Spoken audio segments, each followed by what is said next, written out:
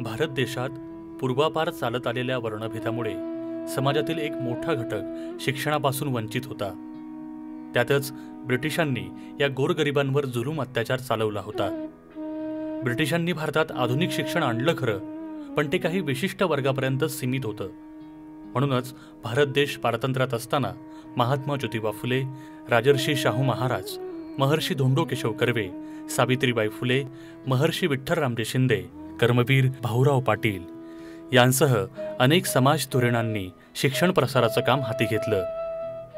ह्याच सत्यशोधक समाज विचारांच्या शिक्षण चळवळीतून नाशिकला प्रामुख्याने कर्मवीर रावसाहेब थोरात, कर्मवीर गणपतदादा मोरे, कर्मवीर TR भोसले, पद्मश्री काकासाहेब वाघ, शिक्षण महर्षी भाऊसाहेब हिरे, कर्मवीर अण्णासाहेब मुरकुटे या आद्य संस्थापकांसह कीर्तिवानराव निंबाळकर, विठोबा अनाजी पाटील जाधव या महनीय व्यक्ती एकत्र आल्या आणि त्यांनी श्री उदाजी विद्यार्थी वसतिगृह सुरू केलं.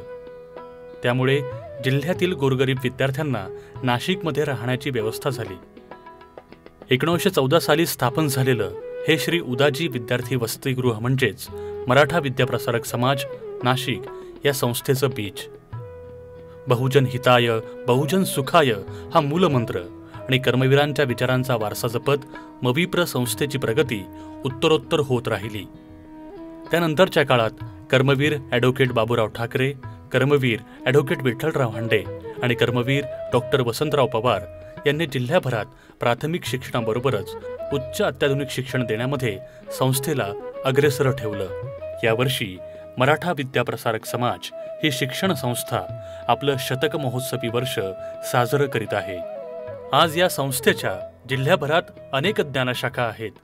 त्यामध्ये 45 पूर्व प्राथमिक शाळा, 33 प्राथमिक शाळा, 3 आश्रमशाळा, 18 विद्यार्थी वसतिगृह, 146 माध्यमिक विद्यालये, 49 उच्च माध्यमिक विद्यालये, 22 कला, वाणिज्य आणि विज्ञान महाविद्यालये, 5 अध्यापक विद्यालये, 2 शिक्षणशास्त्र महाविद्यालय, ललित कला महाविद्यालय, विधी महाविद्यालय, 27 व्यावसायिक आणि तंत्रविज्ञान महाविद्यालय, त्यामध्ये औषध निर्माण, वैद्यकीय, वास्तुशास्त्र, कृषी, अभियांत्रिकी आणि व्यवस्थापन या शाखांचा समावेश आहे. असा सुमारे 359 ज्ञानशाखांचा हा विस्तार. तसंच 1000 बेड्सचं भव्य आणि अत्याधुनिक सर्व सोयी सुविधांयुक्त असं मविप्र रुग्णालय. या ठिकाणी अनेक उपचार आणि वैद्यकीय चाचण्या निःशुल्क तर काही आजारांवर अल्पदरात उपचार केले जातात. विविध सोयी सुविधा या ठिकाणी उपलब्ध आहेत. खऱ्या अर्थानं हा संस्थेचा ऐबजच आहे. मविप्र संस्थेचे सुमारे 10,558 आजीव सभासद आहेत. दर 5 वर्षांनी संस्थेचे विश्वस्त लोकशाही मार्गाने निवडले जातात. मविप्राच्या विविध ज्ञानशाखांमधून आतापर्यंत हजारो गोरगरीब विद्यार्थी शिकून आपल्या पायावर उभे राहिले आहेत. गुणवत्तेबरोबरच विविध ज्ञानशाखांचा विस्तार संस्थेनं सातत्यानं केलाय आणि करीत आहे. 100 वर्षांच्या काळात स्वबळावर इतक्या यशस्वीपणे विपुल कार्य करणारी ही एकमेव संस्था आहे.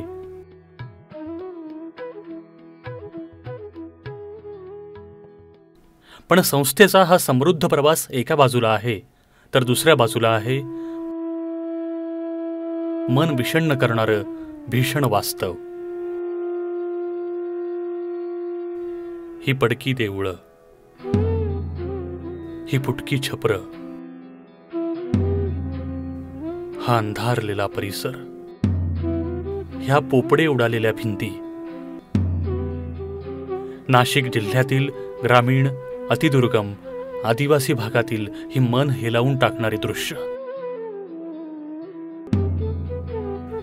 कदाचित तुमचा विश्वास बसणार नाही, पण ह्या आहेत शाळा. हो, हे सत्य आहे. हे आहेत प्राथमिक शाळा आणि माध्यमिक विद्यालय. इथे हजारो विद्यार्थी अभ्यासाचे धडे गिरवतात. इथे नाहीयेत कुठल्याही प्रकारच्या मूलभूत सोयी सुविधा. इथे नाहीये विद्यार्थी आणि शिक्षकांना बसण्यासाठी योग्य जागा. इथे नाहीयेत उंचच उंच इमारती. इथे नाहीयेत खेळण्यासाठी मोकळी मैदानं. पण इथे आहेत वंदनीय ऋषितुल्य अशा कर्मवीरांचा, त्यांच्या त्यागाचा आदर्श वारसा जपणारे आणि नाशिकच्या मराठा विद्याप्रसारक समाज या संस्थेची दैदिप्यमान परंपरा जोपासणारे हे निष्ठावान शिक्षक आणि कर्मचारी.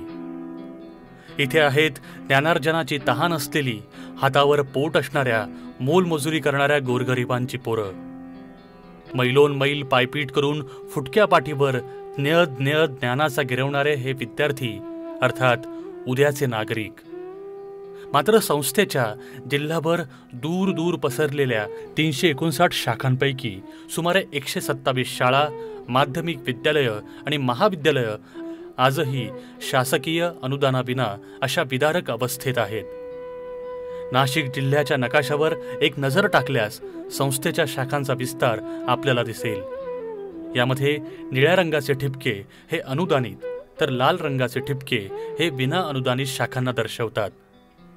निळ्या रंगाच्या तुलनेत लाल रंगाचे ठिपके अधिक आहेत आणि हीच परिस्थिती बदलण्याची गरज आहे.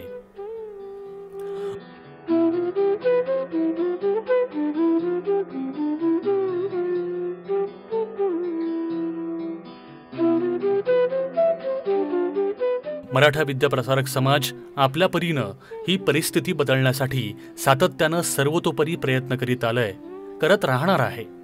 मात्र केवळ पुरेशा निधी अभावी संस्थेला या शाळांचा कायापालट करता आलेला नाही. कुणी म्हणेल एवढी मोठी संस्था, करोडो रुपयांचा अंदाजपत्रक असणारी, तरीही अशी बिकट परिस्थिती का? पण संस्थेचं उत्पन्न आणि वार्षिक खर्च याचा ताळेबंद पाहिला तर आपल्या लक्षात येईल की या शाळांची अशी परिस्थिती का आहे. संस्थेचा 2012-2013 या आर्थिक वर्षांचा ताळेबंद आपण थोडक्यात बघूया. आर्थिक वर्ष 2012-2013. अनुदानित शाखांच्या कर्मचाऱ्यांचे वेतन 209,19,00,000. विना अनुदानित शाखांच्या कर्मचाऱ्यांचे वेतन आणि आस्थापना खर्च 91,20,00,000. मालमत्ता घसारा 13,59,00,000. भाडे, कर, बँक कर्ज व्याज 5,68,00,000. चालू देणी 43,27,00,000 आणि इतर खर्च 19,04,00,000. एकूण खर्च 381,97,00,000 रुपये. या ताळेबंदावरून असं लक्षात येतं की विना अनुदानित शाखांवर संस्थेला दरवर्षी किती मोठ्या प्रमाणात खर्च करावा लागतोय.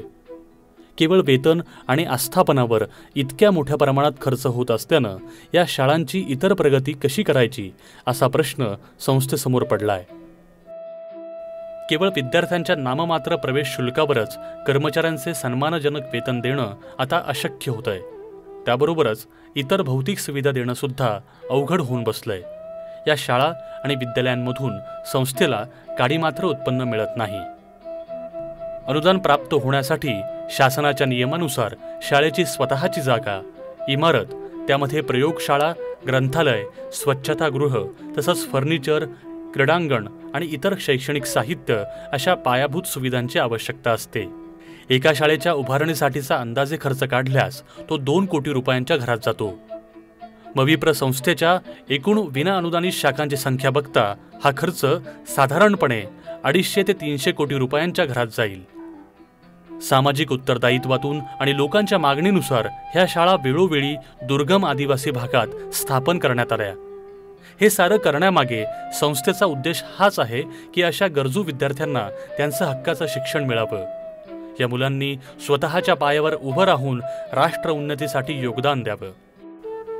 कृपया एक लक्षात घ्या, ह्या विद्यार्थ्यांपैकीच उद्या बनेल कुणी डॉक्टर, इंजिनियर, लेखक, शास्त्रज्ञ, प्रगतिशील शेतकरी.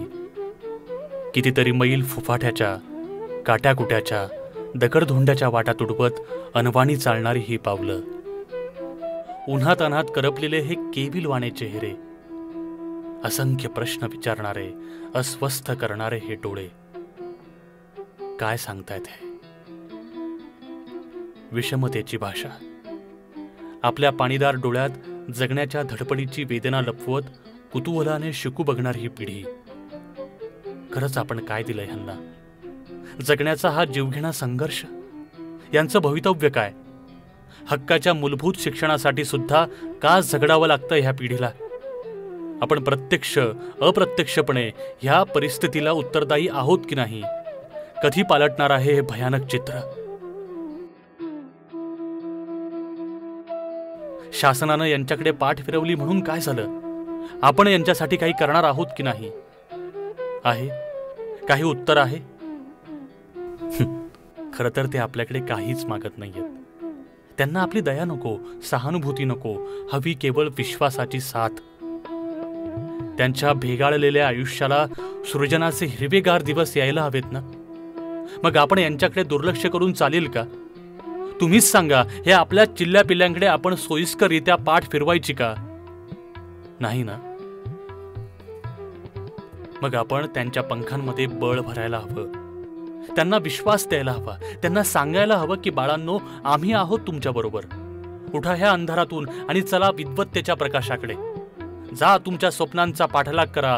पिढ्यानपिढ्या दारिद्र्य आणि अज्ञानाच्या जोखडात बांधलेल्या तुमच्या प्रतिभेला ओलांडू द्या नवनवे क्षितिज. यशवंत व्हा, कीर्तिवंत व्हा.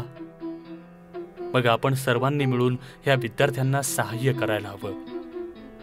संस्थेचं सुवर्ण महोत्सवी वर्ष पूर्ण होण्याच्या आत या शाळांना सोन्याची झळाळी यायला हवी.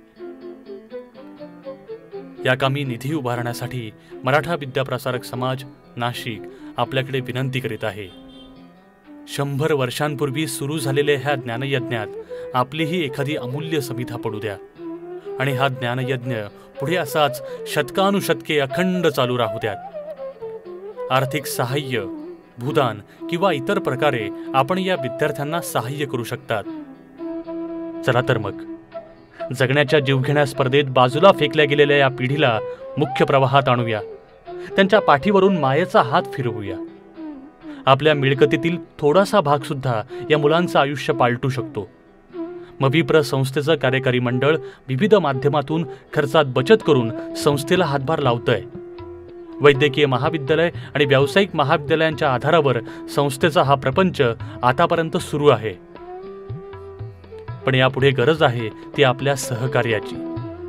मराठा विद्याप्रसारक समाज संस्थेच्या शतक महोत्सवी वर्षानिमित्त संस्थेला आपल्या उदंड हातांनी सहकार्य करा.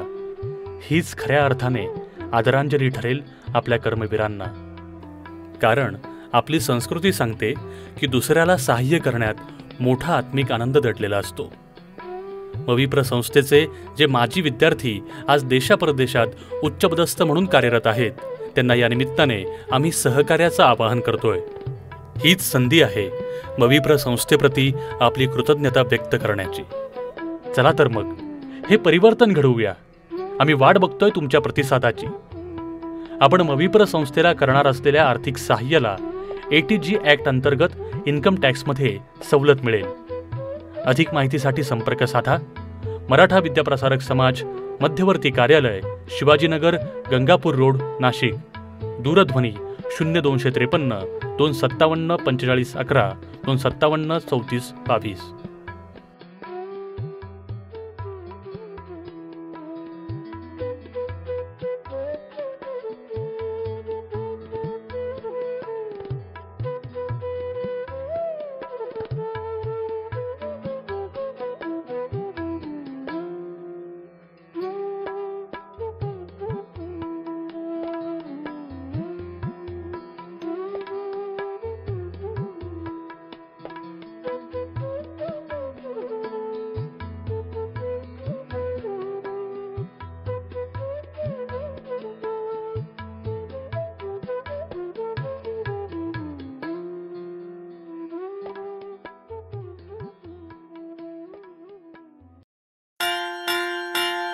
Dang, dang, dang. Dang, dang, dang. Dang, dang, dang. सुनो घंटी बजी स्कूल की, चलो स्कूल तुमको पुकारे. स्कूल तुमको पुकारे. चलो स्कूल तुमको पुकारे. चलो स्कूल तुमको पुकारे.